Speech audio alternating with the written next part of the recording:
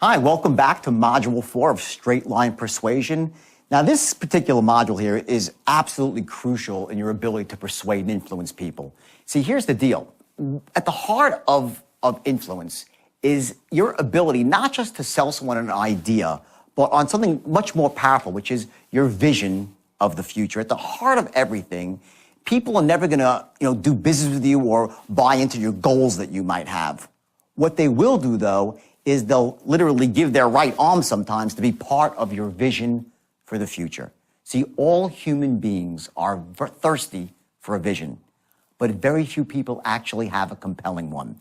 They get caught up in the muck and mire of setting goals that usually don't inspire them and aren't really stretching their abilities. And more often than not, what really holds a person back from being successful is not that they set lofty goals and miss them, is they set very minor goals and hit them. See, the opposite of great is not bad, but I'll tell you what the enemy of great is, and that's average. So you're going to learn here very important things about creating a vision for your future, about how to do that. And I don't mean just, a vision inside your head. I'm talking about how you actually see yourself and your family, the people you love and care about, how you see yourself in society, how the moves you make on a day-by-day basis will impact everybody around you and improve the quality of life, not just for those in your immediate circle of influence, but from people that go 3 and 4 levels down. It's like ripples on a pond. You throw the rock in the pond, you see a couple of ripples, and they spread out, and they spread out, and they spread out. When you have a compelling vision, that's precisely what happens. Now, included also in this module, you'll see some things about body language. And I put this in there for a very precise reason, because what happens is when you're actually sharing your vision with people, remember, only 9% is the words. The other cues, as we talked about before, are tonality and, of course, body language. How you make eye contact, how you hold your body, those physiological, unconscious triggers that you create in somebody else by the way you look, by the way you sound, and you give off that unconscious understanding that you're a person of influence, that you're a force to be reckoned with, that you're almost a tour de force in your own life. And when you get to that spot, and you'll get there at the end of this module, you're going to find that force inside you I spoke about, and it's waking up more and more. And you're going to go out there afterwards with a newfound confidence and an ability not just to be a goal setter, but to be a visionary. And once you get to that spot, influencing those around you becomes really, really easy. So enjoy the module. Take notes in your action book, and remember that what you're doing right now is going to translate into the real world, not in a minor way, but a major way.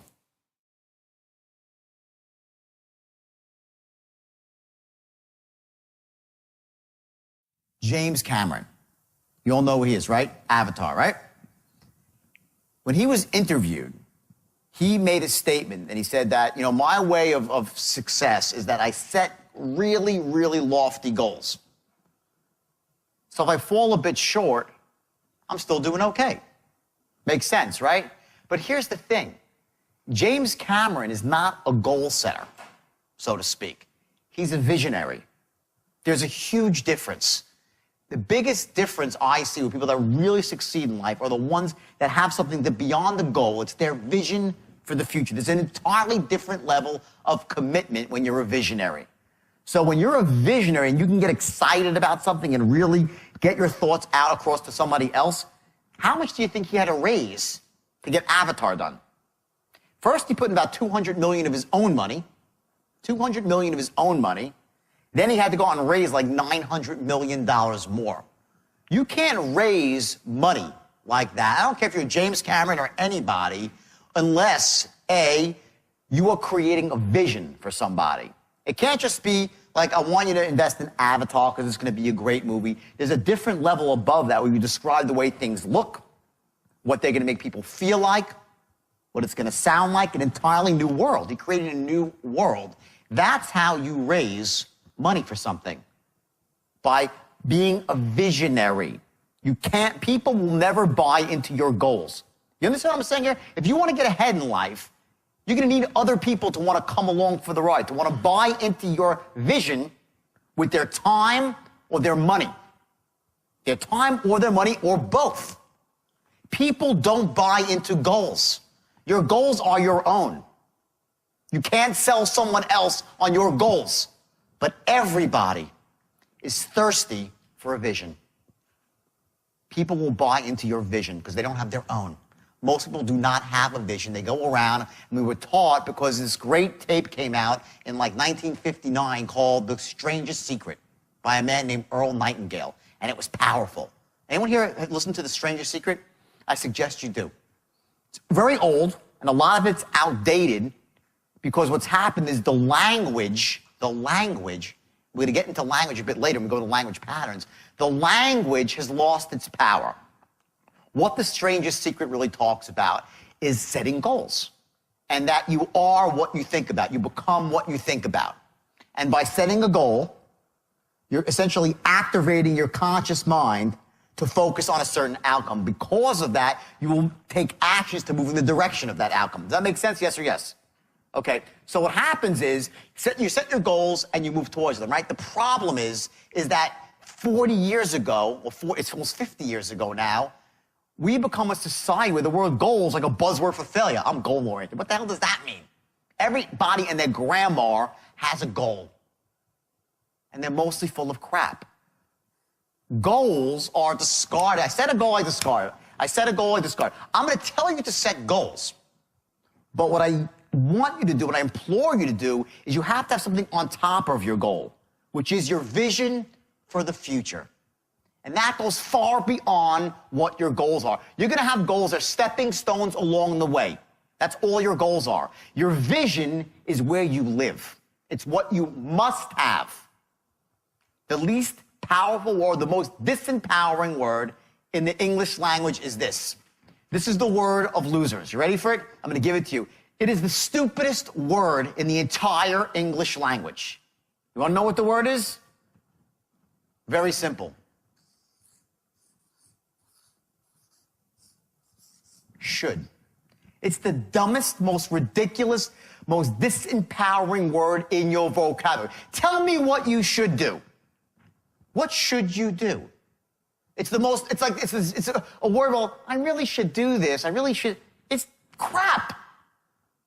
If you want to succeed in life, and this word is attached to any goal you have or any action you should take, it is worthless and self-defeating. Knock this word out of your vocabulary. What's the word? Who knows the word? Anyone know? Will or must. I will, I must. Those are words that will allow you to move forward in the face of fear, in the face of seemingly insurmountable obstacles. Will and must. The point is this. The words that you say to yourself every single day are what dictates your actions. Bottom line, you have to set a goal, but on top of the goal is got to be something infinitely more powerful and personal to you. And that's your vision for your own future, how you see your life going, how you see yourself living, your family, your children, your parents. Can't rely on the government. God knows we can't, right? To take care of our families or ourselves. Social Security is nearly bankrupt. And whatever they do give you, I got my social, I'm sad to say that I'm older, but I actually got something. Maybe you get this too when you're younger. I got a thing saying what I'm going to get at the age of 65. It was scary. Like $1,100. It's enough to pay for my diapers when I'm in a nursing home, okay? That's what's going to happen if you don't take control of your life. Do you know that at the age of 25, this is something from The Strangest Secret, they polled 100 men, and of those 100 men, they said, how many of you want to be rich? And all 100, I all want to be rich, right? But at the age of 65, only 1 is rich, 4 are financially independent, and the rest are broke. What is it that causes a person to give up on all their hopes and dreams between the age of 25 and 65, so most of them live a disempowered life and act like creatures of circus? So what is that? What's that X factor that ignites people like you sitting in a room to really want to live your life at the highest level?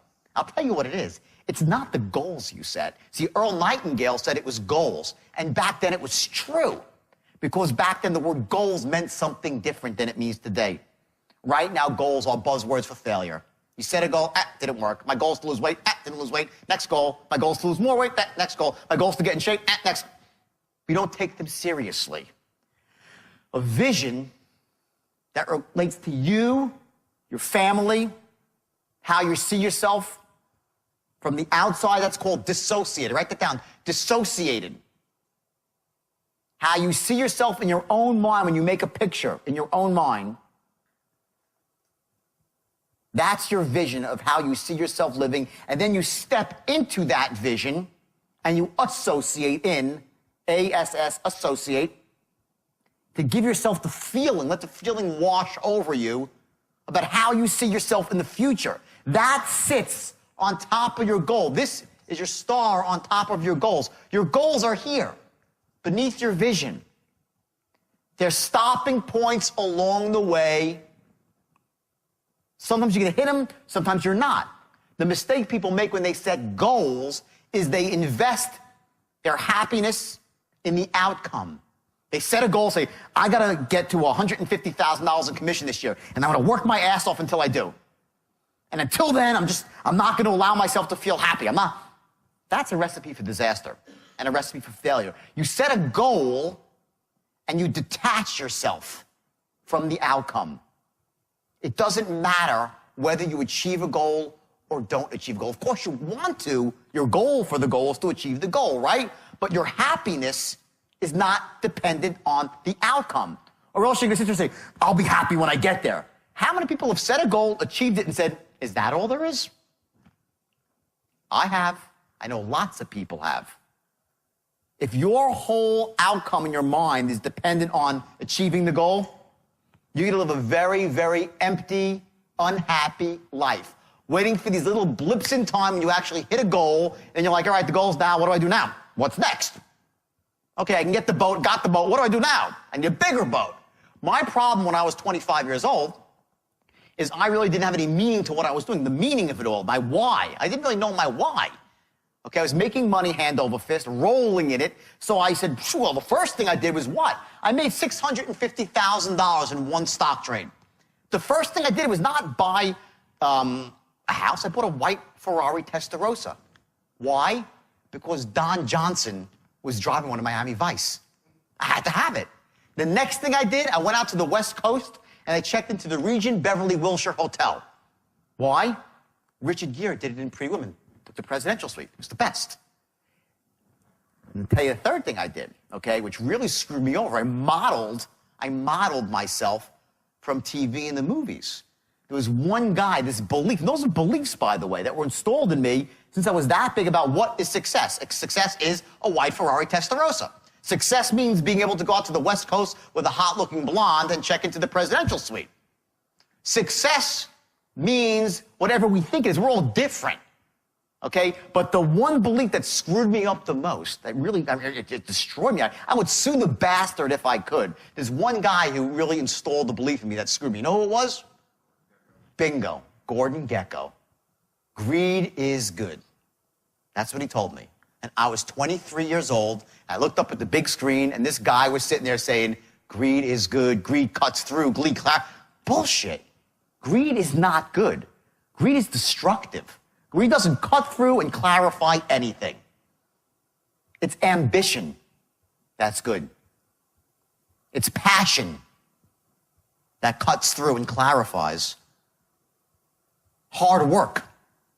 Greed is destructive. As soon as you become greedy, and I'm saying this for a reason right now because you're going to find after we're done that you're going to start making a lot more money really, really quick. I just want you to have your head screwed on straight, not because I'm so smart, because I'm smarter than you or above you. I just have been through a lot of pain in my life, and I made a lot of mistakes by having a gift to close and to teach others to close. And I thought it was all about making as much as you can, as fast as you can, and my ethics went flying out the window. And I lost that and paid the price. Greed's not good. It's ambition that's good. It's ambition that clarifies. And you will see on those lines, using the things that you have learning here this morning so far, especially this afternoon, we're going to get really specific on tactics and on strategy of how to close. And then we're going to hammer it home tomorrow. You're going to find that your commissions are going to soar. And if you're managing other people, it's going to be like turning a key to get them to perform too. That's how powerful it is. But if you go out and it's just about money and try to send it in as quick as you can, it's going to end badly for you. I don't want you to go down the road that I went through and had to make this whole transition where I had to go away from my family, come out, write a couple of wild books about it, and somehow they're making a movie now and Leonardo DiCaprio's playing me. Leo DiCaprio is playing me in a movie coming out next year. He's the wolf. And like, everyone's like, wow, Leo's playing you. And I'm like, yeah, I'm sort of honored. I wish it was for curing cancer. It's not like, he's playing me, and it's sort of like it's good. And hey, my life has meaning on many levels, as a cautionary tale and as a motivation story. Cautionary to what happens when you take something that's really, really great and go hog wild and lose your ethics. It's motivating to know that any one of you, with a little bit of training can become fabulously wealthy. Fabulously wealthy. As long as you're willing to do the work and follow the system. Because everything we do from this point forward is going to feed into these three things. What are they? What's number one? We'll do sharp first. Second is what? Enthusiastic as hell. And three, force to be reckoned with. An expert. You're a force of nature. A tour de force. These three things, everything that we do is going to feed these three things. And here's another one. We're going to have to make the following cases. Write this down. This is the key to selling. These three things have to be accomplished before you can close anybody. Number one, they have to love your product. Write that down. They have to, number one, love your product.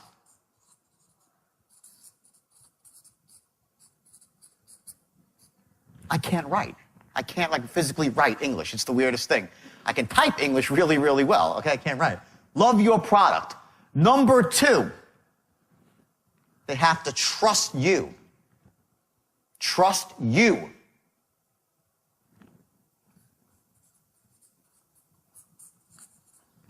And number three, they have to trust your company.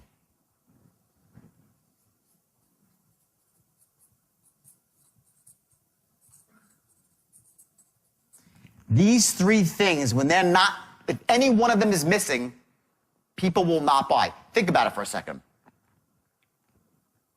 I'm a salesman, and I'm selling you a car. Selling you a car, right? Let's use car sales, because it goes to any sales. All right? You come down to the dealership, and you love me. You've known me, in fact, for years, and you know I'm a trustworthy, honest guy, and I really always do the right thing. In fact, you know my dealership is just the same way. We're charitable, we're altruistic, give money away to the right places. We always stand behind our product, reputation for great service, right? You love me, you love my company. But you know what? You think my cars stink. Will you buy a car from me? Yes or no? Not in a million years. You will not buy a car from me if you don't love the car. If you like the car, will you buy it? Okay? If you're pitching somebody a loan modification, okay, and you get them and you go through the whole thing and then you say, what do you think? They're like, sounds pretty good. Are they going to buy? Never. It's not enough that they like your product. They have to love your product. They have to think it is this. Write this down. The best thing since sliced bread. The biggest mistake salesmen make is they try to close with emotion because they read some frickin' sales manuals. People don't buy on logic. They buy, oh, yes, they do. People buy on logic. Hello? We're not stupid. If you try to impulse somebody without logic, maybe you can get them for a moment. They'll renege. They'll change their mind. But closing without logic is fighting a serious uphill battle. If they don't think your product is the best thing since sliced bread, you are in serious trouble trying to close them. So let's do it now. You hate my product, you love me, you love my company, sorry, sell me something else. Next scenario. You love the car, you've always wanted this car, and you love me. I'm a great person, I'm trustworthy, I'm honest, I'm altruistic, treat my friends well, have a good heart. But my company's shady, and you just know, because you've heard from everybody around town, that they ain't going to do the right thing. Will you buy from me? You'll say, can you go work at another company? Yes or yes, right? They still won't buy. Likewise, You're a consumer. You walk into a dealership, and I had this very experience less than 90 days ago. I walked into a Porsche dealership, and I just had a bug up my ass. I wanted to buy the Porsche Panamera. I wanted this car. I was going to buy this car. It's a four-door Porsche, $105,000, and it's gorgeous. I was going to buy this car. And I walked in, my girlfriend and I, we walked in as like buyer stamped on my forehead. Any salesman worth this would have said, this guy, I said, show me a pen. I would have signed my name. That's how hot I was for the car. So I go in there, and this bastard wouldn't sell me a car. I couldn't get the guy to sell me a car. He had every excuse from, he had to run the numbers, he had to do this, he had to go to the bathroom. He wouldn't sell. I never was so out of rapport with a salesman in my life. He spoke slowly, I speak quickly. He didn't enter my world where I was. He's asking me all these questions. I pulled up in a beautiful brand new BMW 750. I'm qualified. You get it? I'm wearing a nice watch, I'm qualified. Okay? I walked out, I said, I can't believe this guy wouldn't sell me a car. He wanted to, he didn't know how to. Okay? I would at that point buy a Porsche from anyone on the planet but him. I don't want to deal with that guy. Okay? He makes me feel like crap. I walked in a positive state, and I walked away in a negative emotional state. Because the state that you're in, does it impact the state of the people around? Yes or no? It does. Your state impacts the state of all those around you. So I walked out of the Porsche dealership, like scratching my head, like, can you believe this guy didn't sell us a Porsche? Now, I never bought the Porsche because the novelty wore off, and boom, I was out of the market. Next place I went to was a Range Rover. I said, let's get a Range Rover instead. Screw the Porsche, right? We go to a Range Rover dealership, okay? I sit down, this guy is a smoothie. He's like 52 years old, smooth car salesman. He blew the sale too. I was going to buy a Range Rover. I was like, let's get a Range Rover. I walk in there, and we start sitting down. He's, hey, how you doing? All great. Everything's pretty good, right? We start talking, okay? I look at my watch once because I'm in a rush. Did he notice? No. Okay? He says, well, you have any family? He's trying to create rapport with me as he's doing some numbers. I said, I have a son. He's a soccer player. Then my girlfriend says, oh, yeah, my son, we have to leave soon because he's playing basketball in the league. Well, that was it. I heard for 20 minutes about his son that played for North Carolina back when Michael Jordan played for North Carolina, and how he's assigned basketball from Michael Jordan. 20 minutes. The guy went out because he thought he was creating a rapport with me. And finally said, you know what, pal, you're a nice guy. Email me a quote. He had never got around to even giving me a quote. Now, if this is a straight line here, okay? If this is the straight line, and your goal is what, right? The promised land, to make a sale. This is the moment I walk into the car dealership, right? I walk in, right? Now, what's the first thing he has to do? Gain rapport, gather intelligence. Before anything, I instantly, boom, right? So he has a couple of seconds, right? 4 seconds flat to do that. The guy in the Porsche dealership, he failed. So I stayed there for a little while until I left, okay? This guy got me for the first 4 seconds. So here it is, right? In the perfect world, I would have walked and said, hey, buddy. He said, hey, how you doing? I said, don't talk to me. I want a car. Or we'll have a Range Rover. I want the black Range Rover. Great. And I'm right down the straight line, right? I go, boom. That's the perfect sale with nothing. I'm just yes, and I close, right? I walked in the great. How you doing? Great. We spoke for a bit, and we start going off the line because I didn't go right for the say I want the car. I said, hey, I want to come here to look at some cars, okay? If I say I'm here to look at some cars, okay, am I on the line or off the line? Well, I'm off the line, believe it or not. I'm almost on the line, but I'm here. If I said I'm here to buy a car, I'm on the line. Someone calls you up and says, I'm interested in credit repair. Are they on the line or off the line? They're off the line, slightly. Are they in the ballpark? Yeah. They're probably in that first archetype. They want to do it now. But they're not on the line. They're slightly off the line. This is the concept of controlling the sale. So watch what happens. So I walk into the car dealership, okay? I'm close. I'm here to look at a car. I'm interested in buying a car. We start talking. Oh, you have any family? You have any family? We start talking. He sits me down. He says, yeah, great. Oh, your son plays basketball? Yeah. My son. And he's off to Pluto. This is your boundary. Above and below the line. It's in these areas where rapport is developed and intelligence is gathered. When you go outside those areas, you're done. You're completely out of rapport. You're in Pluto. You've lost control of the sale. You're not pacing, leading, nothing. Nothing's being accomplished, and chances are you will lose the sale. So the idea is, in a very elegant and effective way, is to gain rapport and gather intelligence. Right here. Tightly, not too far off the line. By doing that, you're moving the sales forward, you're gathering the necessary intelligence to close him later. See, the intelligence, watch what happens.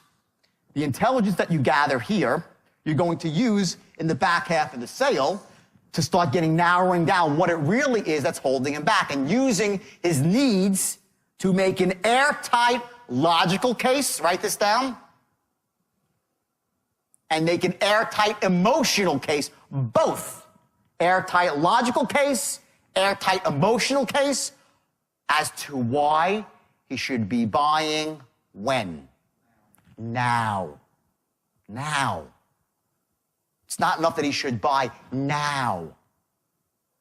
This is goal-oriented selling. There's no 10% rapport or 30% rapport. It's all about rapport, and it's all about gathering intelligence every step of the way.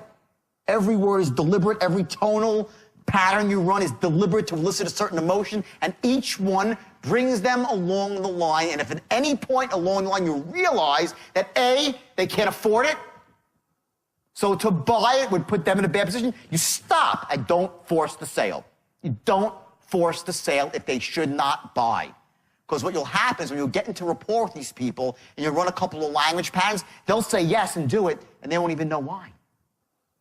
Have you ever been, one of the things you're going to find when you finish this training here, you're going to start seeing people trying to manipulate you. When you go to buy stuff, you'll start saying, oh shit, now I know why I bought that stuff. You were straight line without even realizing it. Now maybe they didn't call it the straight line, someone ran a pattern on you and broke a couple of your core beliefs and made a case to buy now, and boom, you did it, and you're like, why the hell did I buy that? Who's ever bought something after you're like, why did I buy that? Okay, that's why. Someone ran a pattern, a language pattern on you that interrupted your logic center for a second. They made an airtight logical case, airtight emotional case, why you should buy now. They asked for the order, bam, you were in rapport, you did it. That's how we work. That's how we make our decisions. We run movies in our head. To every decision, we say, decision, okay, should I buy? I run the movie in a split second of what it's going to be like and what I'll feel like after the purchase. How will I feel owning this product and using it? How will it make me feel? So now if we're going to make a case, an emotional case, why they should buy now, we're going to have to future pace. It's called future pace. What's going to happen after they buy the product? You're going to, using words and tonal patterns, you're going to create a picture of what it's going to be like and how great they're going to feel using your product and being known as a person who makes smart decisions. Very important to people. Not just how they'll feel using the product, but how they'll feel about themselves for having made a smart decision. How they're going to look in the eyes of their family, in the eyes of people in their neighborhood, and also the fundamental shift it makes in them as human beings, that in the past they were held back from making decisions because of limiting beliefs they had. That power that they get now for making a good decision is awesome. And all that comes along the straight line. So back to this page before, or maybe it's 2 pages before, okay? What are the 3 things, okay? Number 1, they have to love your product.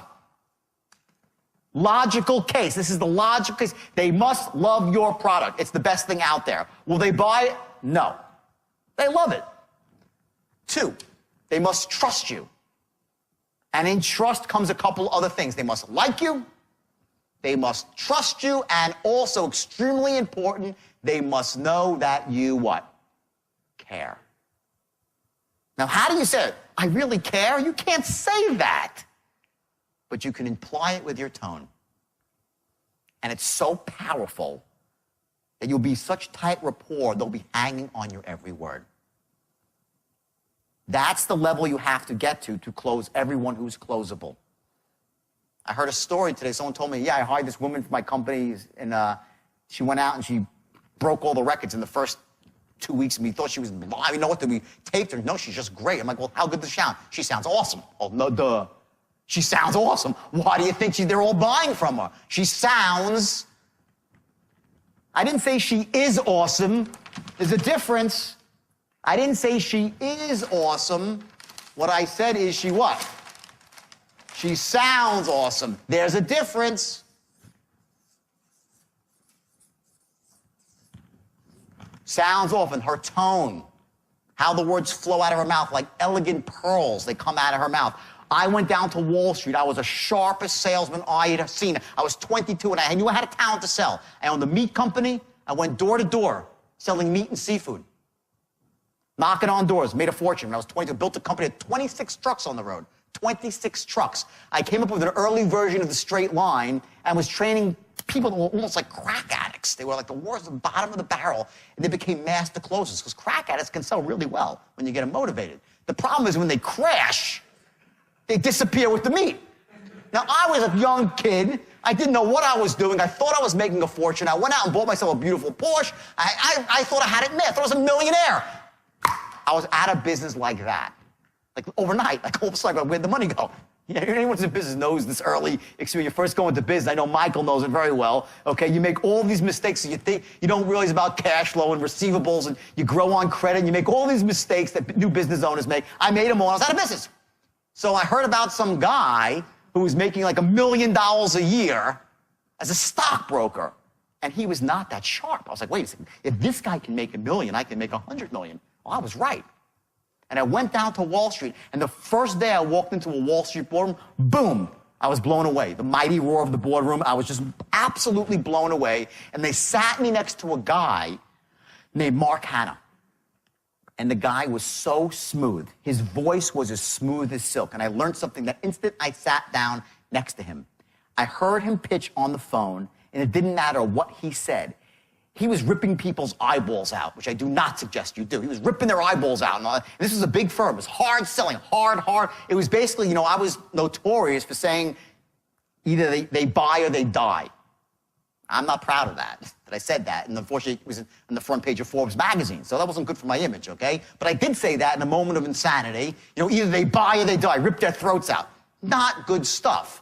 But that's what I had seen in this brokerage firm, LF Rothschild, and it's also what I heard Gordon Gekko say. Rip their throats out and suck their skulls, right? I was influenced by what I'd seen, and was off course. My point is this. He was ripping people's eyeballs out, and he sounded like he was apologizing at the same time. I was like, what? I never heard that before, because I was a hard-selling street salesman. I'm like, what? And I listened, and I'm like, Jesus Christ, this guy's got the most unbelievable tone I've ever heard. He'd be like, sir, let me say this.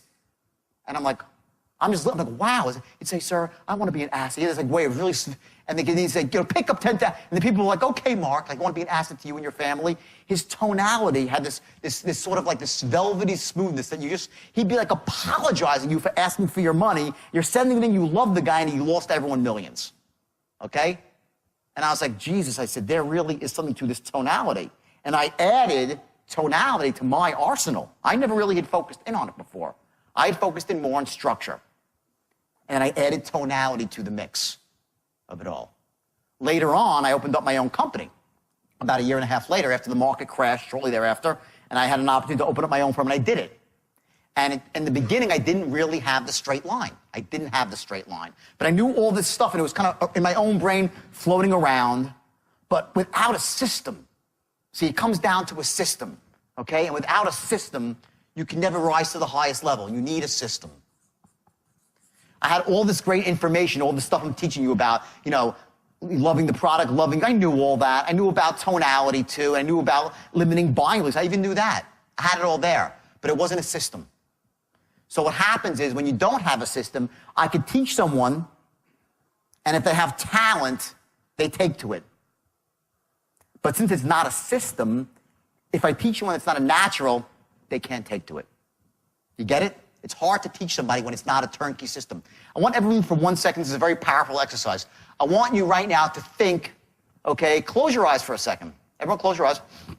I want you to think of the best restaurant that you've ever been to or you've thought about going to. Close your eyes, really get into this, insert yourself into this dream. The best restaurant in the world with such food that you love, an ambiance that's fabulous. It could be anywhere in the world. It could be French food. Imagine the smell, if it's French food or Italian food, the smell of roasted garlic. A beautiful candlelit room with someone that you love and you care about, enjoying the greatest day, maybe your anniversary or Valentine's Day, or someone that you love their birthday. And think of that restaurant and think of the name of that restaurant.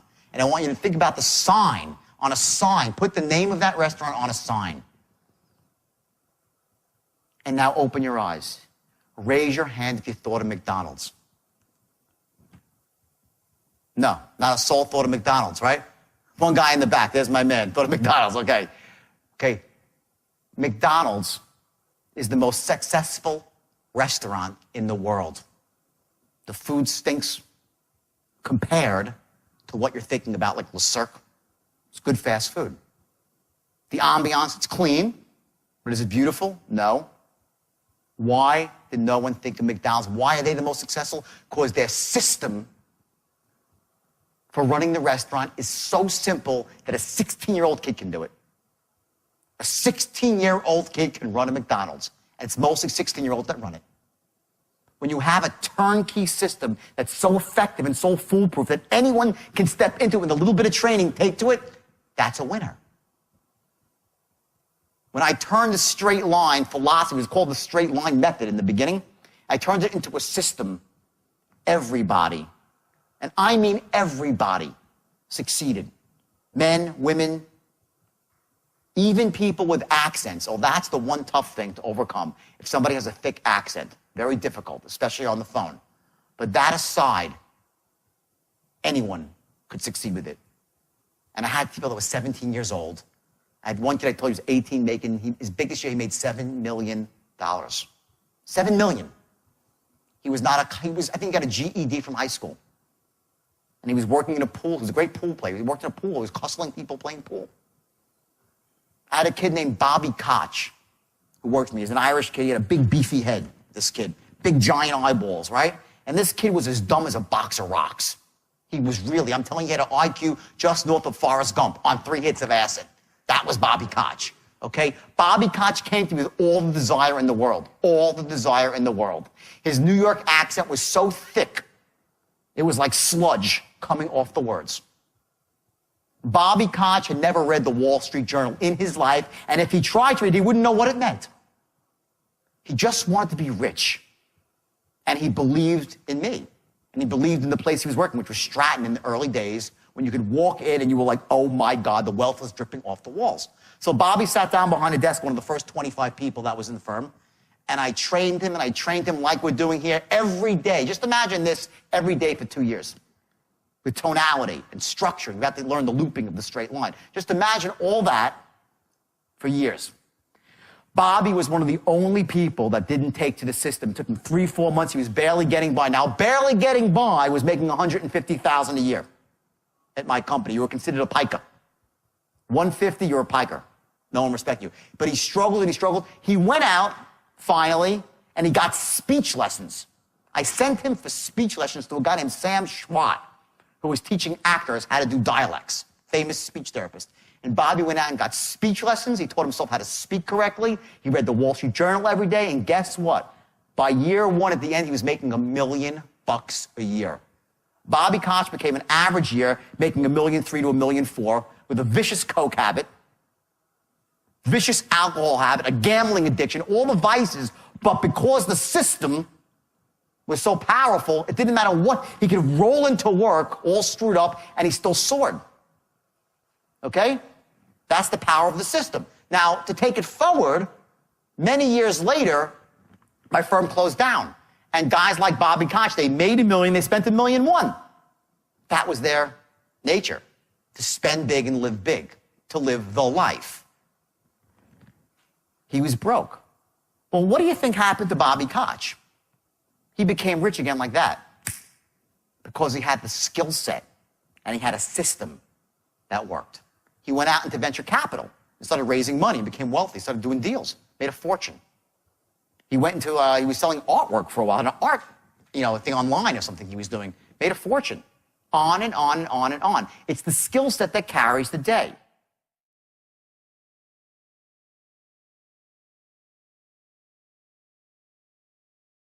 So now we talk about tonality, right? Let's talk about the other element of this, okay? And the other element of this is body language. Let me explain to you about what body language really is. It's the management of space and time. Your space around you, the way you move throughout the world when you move into a room, okay? That's body language, okay? Men and women are entirely different. When you're selling a woman, when you're persuading a woman as a man, okay, you need to stand directly in front of her. You do not stand off to the side. And when you stand with a woman, you have to stand away at least 2.5 feet.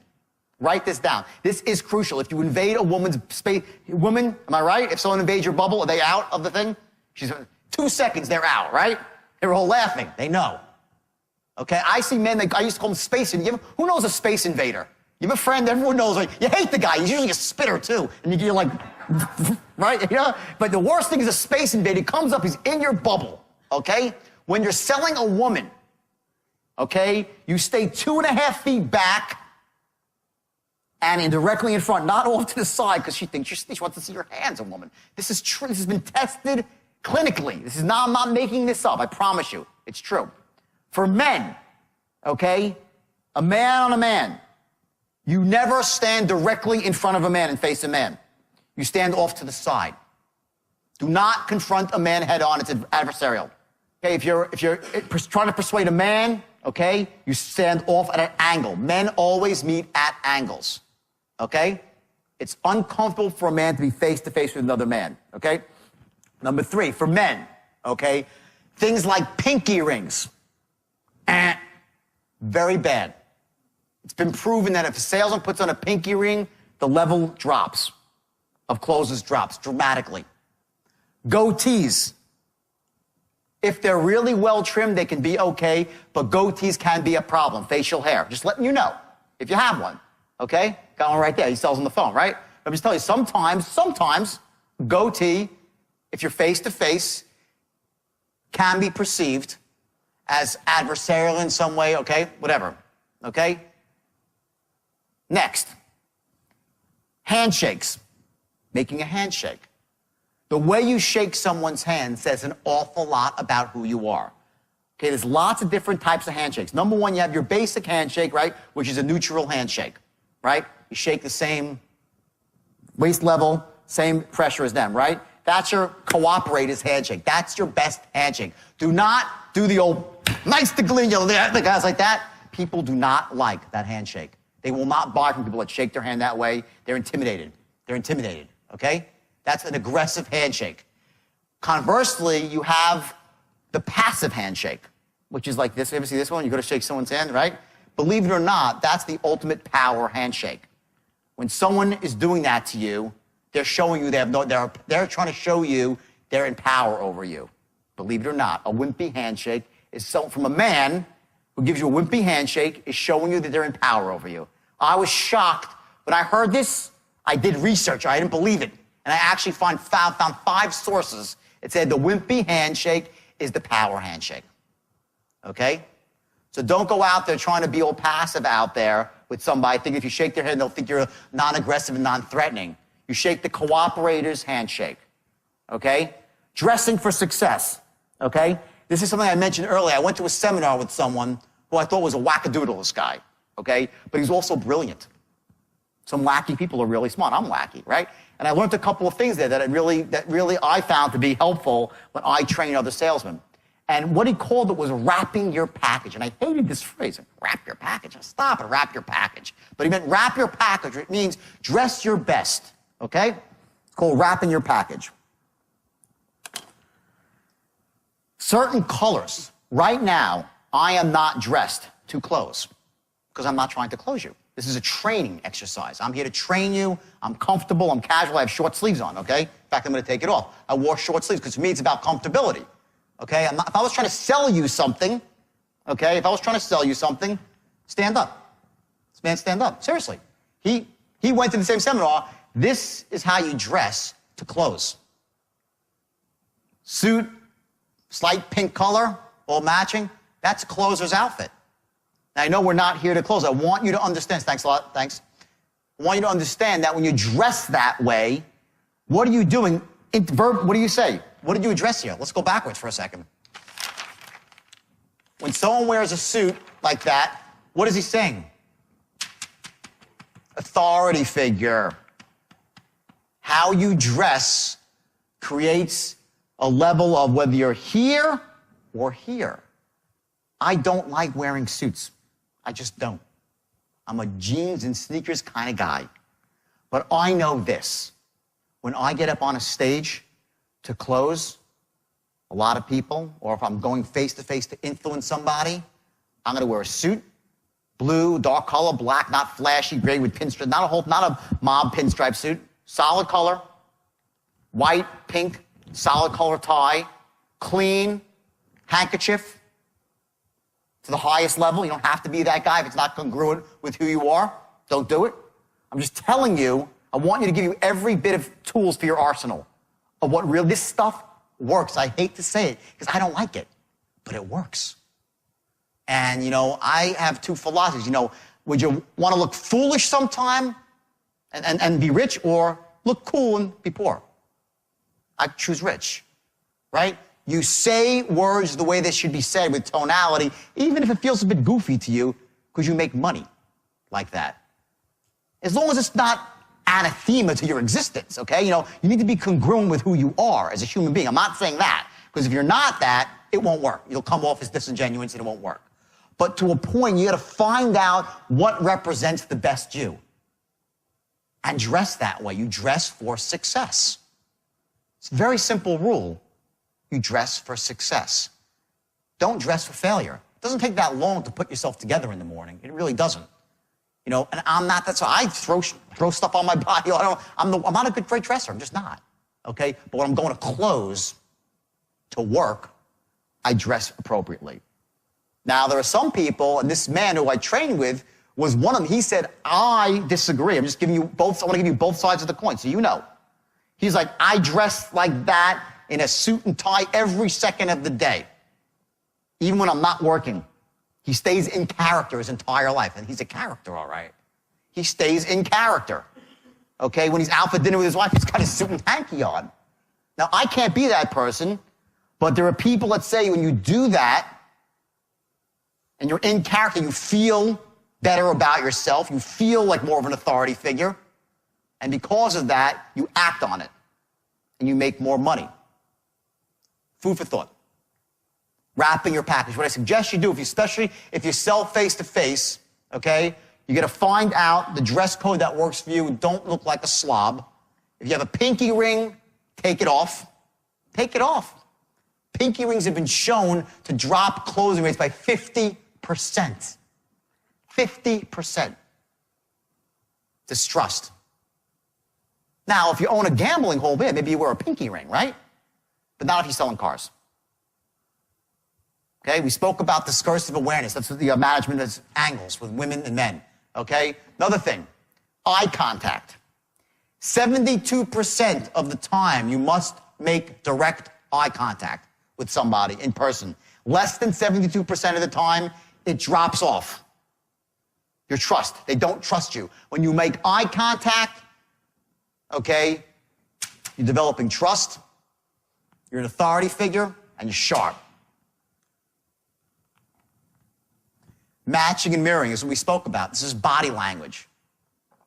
When you meet somebody, let me just go through it one more time. I did it briefly before, but you can see my body, okay? Mirroring means that you're directly doing what someone else is doing. So you're sitting across from somebody in a meeting, and they go like this, so you go like this. And they look at you, and if they don't catch you, it's powerful because they start to then do this, and you do this. You follow their moves almost as they're doing it. And you get into very, very strong unconscious rapport. I trained with a guy named Dr. Richard Bandler. I don't know if any of you know who he is. He founded neurolinguistic programming, the technology of neurolinguistic programming. Very powerful. The guy's like nuts. He's half nuts, but he's amazingly brilliant. Bandler, B-A-N-D-L-E-R, Richard Bandler. Brilliant guy, and he's wild, and He really is one of the gurus that was behind the entire self-help movement in the 70s and 80s. He's the guy who trained Anthony Robbins, and he trained all this Paul McKenna, this whole group of people that came out of self-help, 70s and 80s. And Bandler did these experiments with people with matching and mirroring. And when you mirror somebody, you get into massive rapport with them. The less offensive way is not to mirror, but to match. And that means when they go sit down on a stool like this, okay, and they, cross their arms, you don't, like, as they're doing it, cross your arms. You wait a few seconds, jiggle around, and then you cross your arms, okay? If someone's sitting with their legs crossed, okay, then you wait a few seconds and you cross your legs and you settle into the same posture that the other person is. This is usually hugely powerful for gaining rapport in person. Don't underestimate this. It operates in a level you can't quite grasp. It's an unconscious level. Look at the opposite. Just understand. Let's say you walk in someplace and someone's flailing their arms about and they're just out of, like you're in a calm state and they're in an opposite state, they're all agitated. How do you feel about that person? Out of rapport, right? You're instantly, you're standoffish, right? Well, just imagine the opposite of that. The polar opposite would be someone who moves just like you. Someone who speaks just like you. Someone who vibrates at the precise level and frequency that you do. That's what matching and mirroring is all about. To get into them in their world, to enter at the same level, and to slowly move that level up or down, depending on what part of the presentation or close you're at, to create the appropriate emotion that allows them to make the right decision, which is to buy your product. That's body language. Now, when you're on the phone, and you can't do all that stuff, you have to accomplish it all through tonality. And a lot of us sell on the phone, and it's more and more because, we're phone, internet, right? We do stuff on Skype. They can't see your whole body, whatever it might be. Okay, it's going more towards that. So remember that in the absence of physical communication, 9% is going to be your words, and 91% is going to be your tone. Make sense to everybody? Yes or yes? Good? Okay. Sort of create your own personal vision quest. To actually go from the point where you watch something on a DVD and actually internalize it and make it real in your own life. I want you to write it down. I don't want you just to think about it or even visualize it. I want you to feel it. I want you to smell it. I want you to taste it. I want you to be able to touch it. I want this to become so powerful to you that it's going to help you really take that why that we spoke about earlier and make it real in your own life. Now, also important here is to take actions in the real world. You made some notes in your workbook, your action book, and I want you now to take action specifically. Write down that vision, spend at least 15 minutes clarifying the vision, and once you have this vision written down, I want you to share it with someone else, someone that supports you, someone that you can trust. You go through these modules one by one. You're doing a great job so far, but stick with it. Each one's a building block. It's specifically designed, one on top of the other, to cumulatively get you to a point where you'll be unconsciously confident at straight line persuasion. And when you're there, watch out. The world will be your oyster.